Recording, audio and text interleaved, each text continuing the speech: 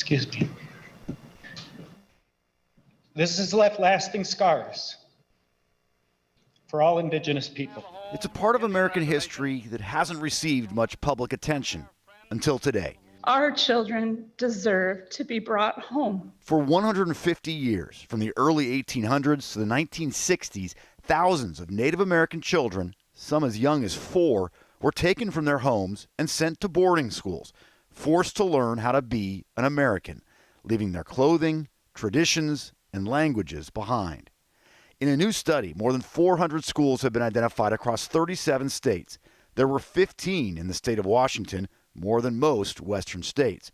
They were in remote parts of eastern Washington and up and down what's now the I-5 corridor.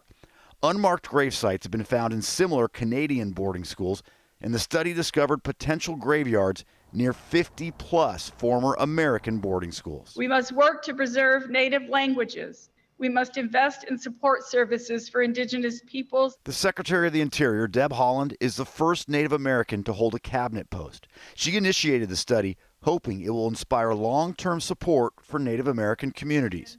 Her grandparents attended boarding schools. I am here because my ancestors persevered.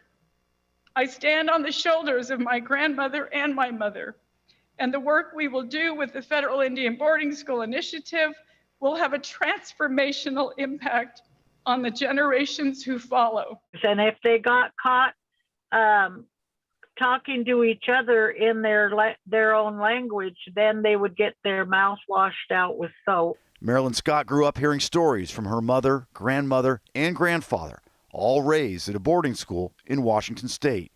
She's glad the federal government is facing its past and hopes that brings back some of the languages the U.S. tried to kill. And the recognition that the first people should not have went through the traumas that we did. Today is a moment in history. Deborah Lekanoff, the only Native American state representative in Olympia, says the report should bring about change. Opens up the eyes of the federal government, state government, and acknowledges the tribal government's work to review and understand the historical trauma that is intertwined within every bloodline of our Native Americans here today. Secretary Haaland announced today she will be conducting a year-long tour of some of those boarding school sites.